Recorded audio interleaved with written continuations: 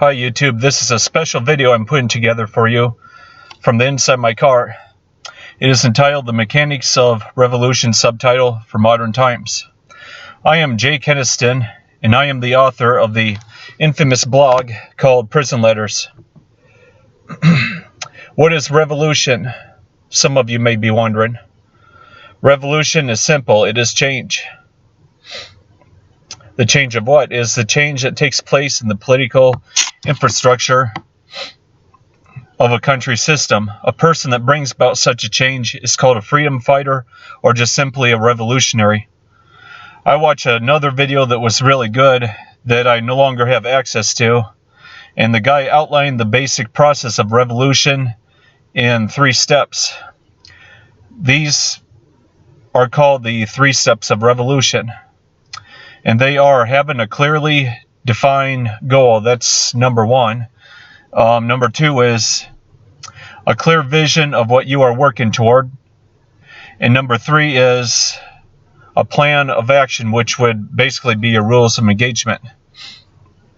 To implement these steps, you have to have a desire to act. Telling people you are in the military and will do something means absolutely nothing.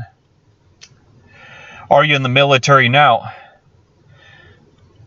If you are in the military and you tell people likewise, did you do anything for the Hammonds or Bundys? Where were you that day? Maybe you were sitting at home on Facebook telling all of us what a hero you are. Or maybe you were hanging out with the Oath Keepers or 3%ers who said, hey, we won't let anybody, violate Americans' rights or whatever. We'll be there in a heartbeat. Words are one thing, but to act and actually do something about it is entirely another story. So if you're one of those people that thinks you're about something, get off your ass, prove it to the rest of us, and freaking do something. Being on Facebook, leaving comments all the time and clicking like on people's posts and shit like that is a whole hell lot less of a service to our country than me making this video for you. Okay, so let's start with number 1, having a clearly defined goal. In revolution, this goal is to change the system of the government of the country where you live. This is also called your cause. To do this, you're going to have to find a way to bring your fellow countrymen together, because no one in their right mind is just going to pack up their bags and leave their family just to join a revolution. They have to have a good reason to. They're not going to, I'll just leave and go join this revolution or whatever and, be freaking idiots or whatever. You have to give them a reason. They have to have a reason to want to come to you. Next, these people must have somewhere that's safe from being attacked by police or the feds,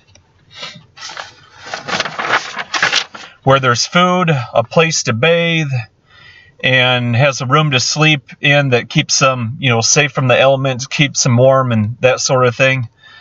Essentially, you need a fort. What is a fort? It's literally a walled-in city. If you can't find such a place, the other option is have what's called a station or compound, which is an unwalled fort. A compound operates by posts and sentries, which are people that keep a lookout while others sleep. If you can't find such a place, then you must see if people are willing to start such a place with you.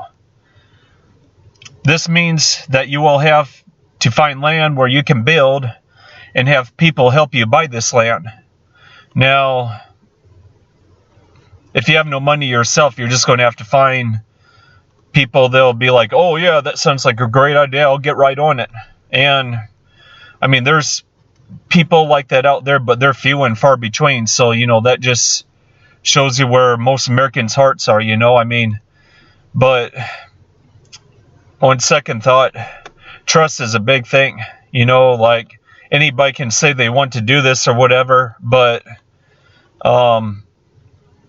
they could just be, scamming you for money or something. So, it's good to play it safe.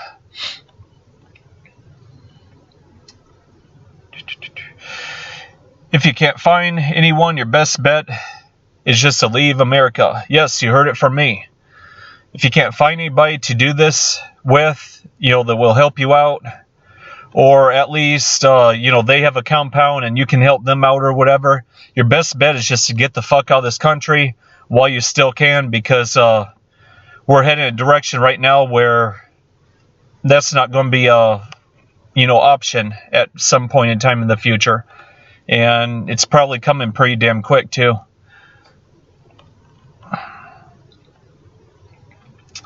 It is better to stand your ground, though, because if you flee, you will just have to flee again, sometime, and again, until your enemy catches up with you, and I think you can finish that sentence. So if you wish to stay, find people that will work with you. If they won't, and you end up leaving, guess what? Other Americans that are trying to do what you were trying to do have one less person that could have helped them. Once you have your fort or compound established, this will become your main base of operations. From here on, we will simply call this your base. At this point, you will want to create sub-bases called outposts. You should build as many outposts as possible and build up your base to be as strong as you can get it to keep people safe that are, within your base. And never build a base or an outpost that relies on the power company. Why? Well, if they cut off power, it's the middle of the winter or something like that, then you might as well say you're just fucked. You must learn how to live off the grid in such a situation, or people will die. When the government gets wind of what you are doing, you will be surrounded or followed everywhere you go by the government and its, corrupt cronies and its ass kissers.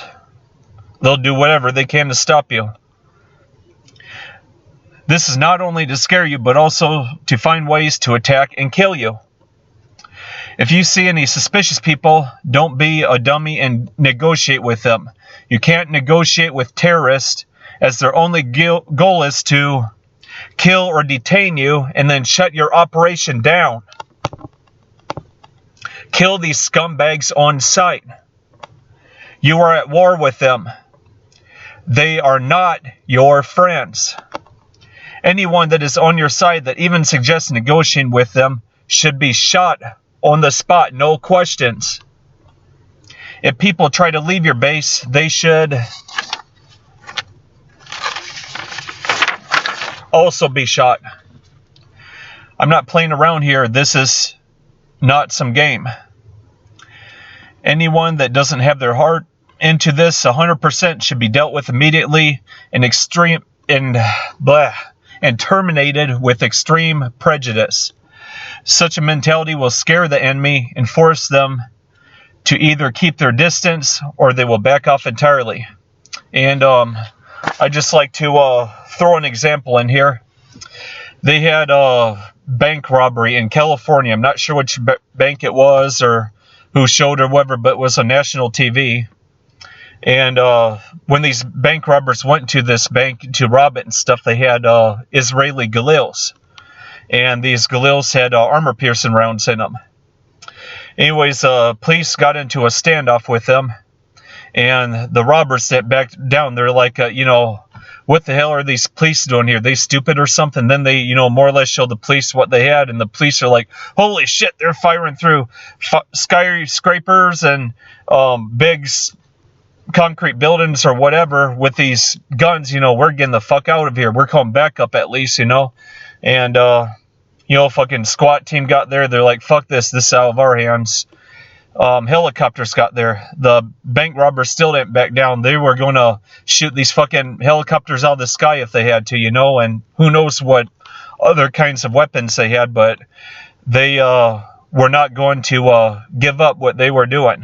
Now, I'm not saying these robbers were right in any way. I think they were totally wrong, of course. Anybody that breaks the law is wrong, but we're not talking about breaking the law here with, standing up for rights and freedoms and stuff. And those robbers showed us by example that these fucking cowards out here that represent our government and the people that follow them and shit, you know, they're fucking they'll back down in a heartbeat if the you know, firepower is too great against them. You know, they're people just like you and I. Nobody wants to be shot, you know. So fucking yeah, if you start something like this and your heart's not into 100%, or if the people around you, they're a bunch of fucking cowards or whatever, you know, people like that, they just, you need to get rid of them. You can't. One of the reasons that the Hammonds and Bundys and shit went down, because they had dumbasses with them that went in to negotiate. I'd rather take a fucking bullet in the head than fucking negotiate with someone and then spend the rest of my life in prison, you know? I mean, that's just fucking stupid. Anyways, to get on with this, next we move on to a clear vision of what you're working towards.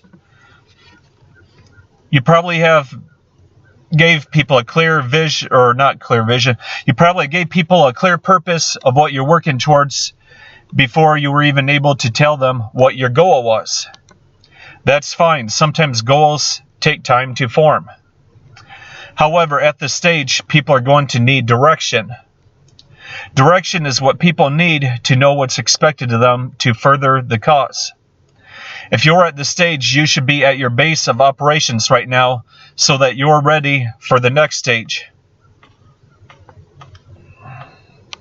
This stage is where you lay down all of your plans for how you want things to be set up. At this stage, roles must be clearly defined and people must have a clear understanding of their prospective roles in order to be properly implemented into the cause. A sense of purpose should be strong, and if things are not, they could fall apart. It is the duty of everyone involved in the cause to stay strong and to make sure that everything stays together. However, it is your duty as their leader to say things in order to strengthen the morale of the whole operation. So I'm going to say something about that too. You're the centerpiece of the operation. If you're not there to give emotional support when there could be, you know, doubts or whatever, your whole operation could just fucking fall apart right there. But if they know what's expected of them and shit, and they feel as strongly about saving our country as you do, they're going to be in 100% all the way, you know? And that's what they must know, and that's what they must feel. And if not, then you might as well just kiss your ass goodbye and kill yourself or something, you know? Finally, we move on to a plan of action. This is also known as your rules of engagement. This is the most vital of the 3 steps of revolution because it is at this point that most people fail miserably, like David Koresh did in Waco. That's when they, you know, surrounded him and they gassed him and all those, you know, innocent young children that never hurt nobody. And then they, you know, burnt the building down, and then they tried to, you know, cover it up and shit by saying he was a terrorist because he had this or he had that. But he was just, you know, nothing more than a revolutionary. Maybe he didn't think like how most of us think. You know, maybe he had his own revolutionary goals, but that's what he was. He was a revolutionary. Anyways, this is the most vital. Okay, hold on a second here. You're at your base, and there's only one direction you can move now, forward. If at this point your skills as a true, it is at this point that your skills as a true leader really shine. The fire of battle must burn in your body, the hatred of your enemies must burn in your heart, and the desire for victory must burn in your mind. You must see this victory, and you must project this image so that your men will also be